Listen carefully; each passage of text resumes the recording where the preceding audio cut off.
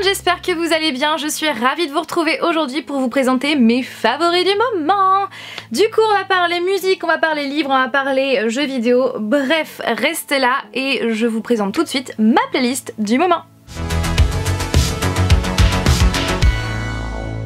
Une fois de plus, pour éviter les strikes, eh bien, je ne vais pas, vous mettre les musiques dans cette vidéo. De toute façon, tous les liens seront en barre d'informations. Donc la première musique que j'écoute vraiment en boucle, il s'agit de Sucker des Jonas Brothers. Oui, et je suis tellement contente en fait depuis que j'ai appris qu'ils allaient enfin refaire de la musique ensemble. Je me suis dit c'est trop bien parce que les Jonas Brothers c'est vraiment toute mon adolescence. Ils ont en fait, ils sont dans les mêmes âges que moi et c'est vraiment ouais génération camp rock et c'était aussi la génération des High School Musical. Moi j'étais plus camp rock et ouais Jonas Brothers et j'étais trop contente quand j'ai su qu'ils allaient enfin se remettre ensemble et cette musique Sucker je l'aime trop mais vraiment. Ensuite 365 de Katy Perry et Z. J'aime beaucoup ce que fait Z et j'adore Katy Perry depuis que j'ai entendu I Kissed a Girl qui voilà.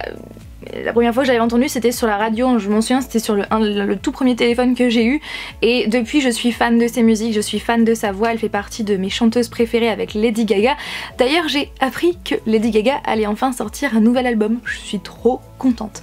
Enfin bref, donc cette musique 365, donc 365, je vous la conseille si vous ne l'avez toujours pas entendue. Musique un petit peu plus douce, j'adore écouter All the Same de Nick Wilson. Cette musique est tellement douce, tellement agréable, je voyage en fait dans ma tête quand j'entends cette musique. Musique suivante, il s'agit de Insecure de SVR Sina. C'est une chanteuse que j'adore en fait depuis que j'ai entendu Meet Me on the Battlefield qui est une musique juste magnifique et l'autre musique c'était aussi Who Are You, j'adore cette musique là. Et donc Insecure est sa toute dernière et ouais, je suis à fond sur cette musique. Je suis fan de Marina and the Diamonds depuis que j'ai entendu pour la toute première fois Prima Donna Girl que voilà j'adore et j'aime vraiment beaucoup la voix de la chanteuse qui a une voix vraiment particulière et d'ailleurs il me semble que depuis peu elle ne s'appelle plus Marina and the Diamonds mais juste Marina et tout récemment elle a sorti Handmade Heaven qui est juste trop belle comme musique. Et la dernière musique c'est Where's My Love de SYML, je sais pas du tout comment ça se prononce.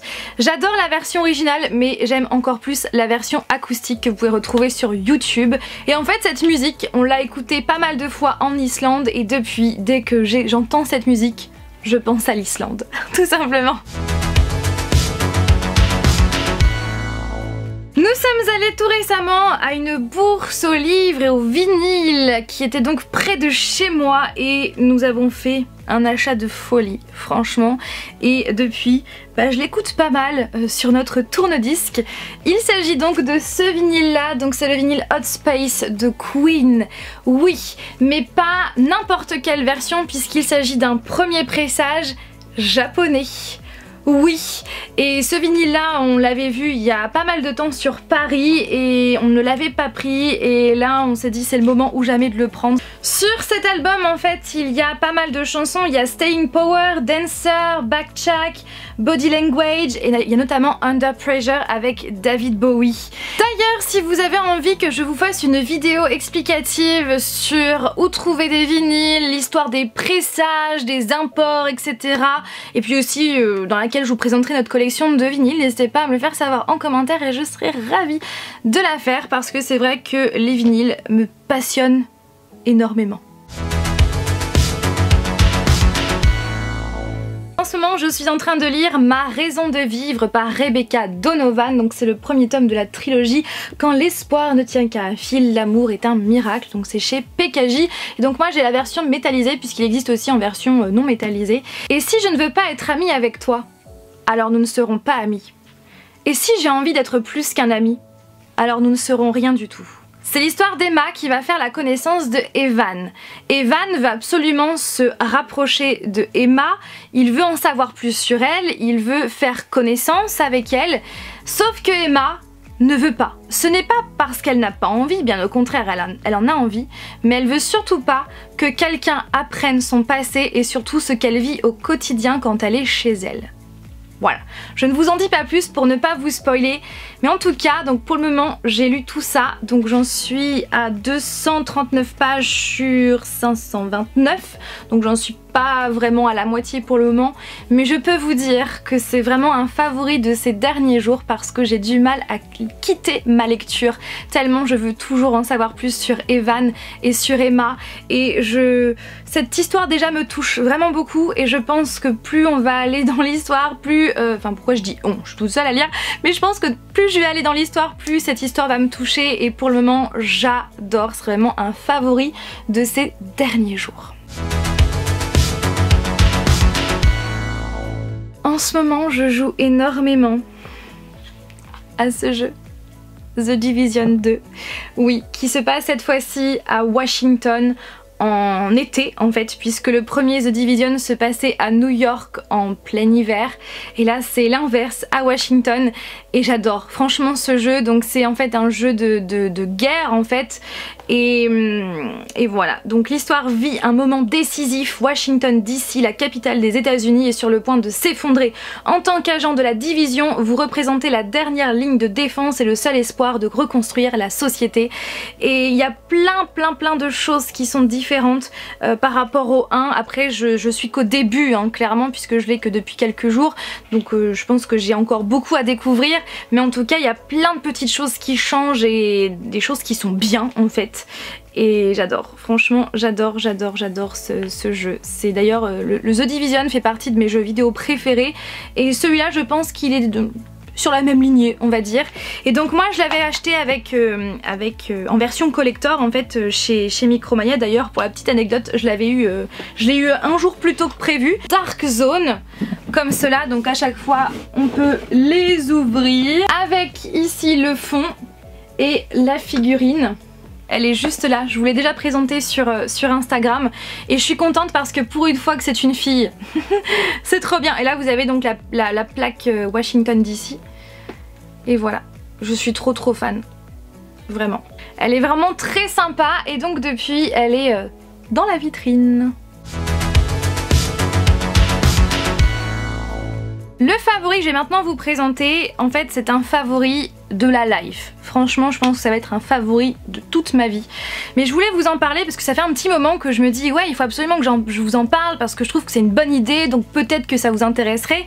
Et du coup c'est le moment ou jamais. En fait c'est un bracelet Pandora spécial voyage. Donc je m'explique. En fait quand nous étions à New York, donc c'était en avril dernier, donc il y a bientôt un an, le temps passe trop vite, et eh bien je voulais absolument trouver voilà, un petit bracelet pour toujours le porter avec moi, pour toujours avoir New York avec moi. Et c'est là que nous sommes passés devant le Pandora qui était situé près de Times Square il me semble. Et c'est dans la vitrine que j'avais vu qu'ils avaient sorti des charmes en fait dédiés à New York. Et là je me suis dit mais en fait je pourrais acheter un bracelet. Et ensuite de ça, donc à chaque fois que je voyage dans un pays ou dans une ville qui a un Pandora, et eh bien acheter un charme qui correspond à la ville en question, pour ensuite avoir un bracelet de voyage spécial, voilà, souvenir de voyage. Et donc depuis, c'est ce que j'ai fait. Donc le bracelet il est comme cela en fait, donc le but de Pandora c'est d'acheter donc un bracelet, et après les charmes, donc c'est ça en fait, un charme c'est ça, le but après c'est d'acheter le charme que vous voulez. Donc j'ai acheté le bracelet à New York, et c'est d'ailleurs même pas moi qui l'ai acheté puisque c'est Florian qui me l'a offert, donc encore merci à toi. Et donc du coup je vais vous montrer ça d'un petit peu plus près. Donc voici le charme de New York avec plusieurs buildings, notamment l'Empire State Building, mon préféré, avec marqué New York. À côté c'est celui de Hollywood que du coup j'avais acheté au Dolby Theatre, au centre commercial, donc sur Hollywood Boulevard, avec des étoiles. Le cœur au milieu en fait ce sont des ailes d'ange comme cela que j'ai acheté à Montpellier, ville que j'adore. Donc pour moi c'était une évidence en fait. Et ce charme là en fait, pour la petite histoire, je l'ai acheté en rentrant en fait de l'Islande, puisque malheureusement les Pandora en Islande venaient de fermer. J'ai pas pu acheter un charme spécial Islande là-bas, donc du coup en rentrant à Paris je me suis pris celui-là. Il me faisait penser à de la neige comme en Islande. Le but c'est vraiment d'avoir un souvenir à rajouter à ce bracelet à chaque fois qu'on voyage. Et je me suis dit bah pourquoi pas vous en parler, peut-être que ça va vous intéresser également et voilà, je voulais vous partager cette idée. D'ailleurs en parlant de l'Islande, sachez que le premier vlog devrait sortir prochainement, en tout cas un vendredi en vidéo bonus. Après je ne sais pas s'il y aura 1, 2, 3 ou 4 vlogs, je n'en sais rien parce que à l'heure actuelle je suis toujours en plein tri des photos et des vidéos puisque j'ai énormément filmé et énormément pris de vidéos, donc je suis toujours en plein tri, mais ne vous inquiétez pas, j'ai tout filmé là-bas. Après je pense que je vais aussi changer des vlogs habituels. Comme j'ai pris plein de vidéos de paysages, peut-être que je vais rajouter une voix off par-dessus pour vous expliquer un petit peu les lieux. Je pense que c'est ce que je vais faire aussi. Voilà, n'hésitez pas à me donner votre avis en commentaire, mais en tout cas ça va très prochainement arriver sur la chaîne en vidéo bonus le vendredi. Et le dernier favori et pas des moindres, il est juste là-bas, sauf que là, au moment où je vous parle, il est caché. C'est notre axolotl. Ça fait donc quelques semaines maintenant qu'il est parmi nous et ça faisait aussi pas mal d'années qu'on en voulait un en fait. Et du coup bah, on s'est beaucoup instruit sur cette race avant d'en adopter un parce que voilà, au niveau de l'aquarium, la température, quel substrat avoir, quelle plante, les cachettes etc. On s'est vraiment beaucoup informé sur le sujet des axolotls parce que oui, avant d'adopter un animal c'est vraiment très important, il faut se documenter un maximum avant et aussi il faut être sûr eh bien, que vous allez être capable par la suite de bien de bien l'accueillir et de bien s'en occuper parce qu'un animal, peu importe quel qu'il soit, ce n'est pas à prendre à la légère puisque eh bien c'est quand même un être vivant et c'est des amours les animaux, donc il faut vraiment en prendre soin et il faut vraiment réfléchir avant cela et c'est ce qu'on a fait avant de prendre cet axolotl parce que oui, bah, on a voulu se documenter un maximum pour ne pas faire des bêtises et pour que justement il soit élevé dans de bonnes conditions. Il existe en fait deux couleurs au niveau des axolotls. Il existe des axolotls en fait noirs, un peu tachés. Donc ça ce sont des axolotls sauvages. Et nous on a donc un axolotl qui est rose blanc en fait. Et il est, en plus de ça, il est albinos. Voilà, donc c'est pour ça qu'il a les yeux rose, rouge et non pas noirs comme les axolotls non albinos. Et donc il s'appelle Mercury. Pourquoi? Je pense que vous le savez. Et effectivement nous sommes l'année d'épée, on aurait dû l'appeler, je sais pas, avec un prénom P. Donc c'est une fille, oui, j'ai oublié de vous le préciser, c'est une fille. Elle s'appelle quand même Mercury parce qu'on voulait appeler notre axolotl Mercury, peu importe si c'était une fille ou un garçon. Et du coup on l'a appelé Mercury et je trouve que ça lui va plutôt bien. Après au niveau film, pour tout vous avouer avec Flavien on n'a pas vu beaucoup de films récemment. Le dernier en date, on avait voulu voir en fait Escape Game, sauf que malheureusement il n'est pas à l'affiche dans notre cinéma qui est quand même pourtant à 500 mètres de chez nous à pied. Donc du coup on a vu enfin Happy Birthday to You qui est donc la suite de Happy Birthday qui est sortie l'année dernière, non il y a 2 ans, je sais plus trop, avec donc pour principe la boucle temporelle. Et clairement il était bien sympa ce deuxième. Après le début je me suis dit ouais c'est un petit peu tiré par les cheveux, mais finalement après ça s'est bien goupillé et finalement ce 2 est plutôt bon. Après mon préféré restera quand même le 1. Voilà, et au niveau série... Eh bien au niveau série, je n'ai pas commencé de nouvelles séries, j'essaye justement d'être à jour sur toutes les séries que j'ai commencé. Voilà, donc mon but c'est vraiment d'être à jour sur plein de séries. Donc voilà.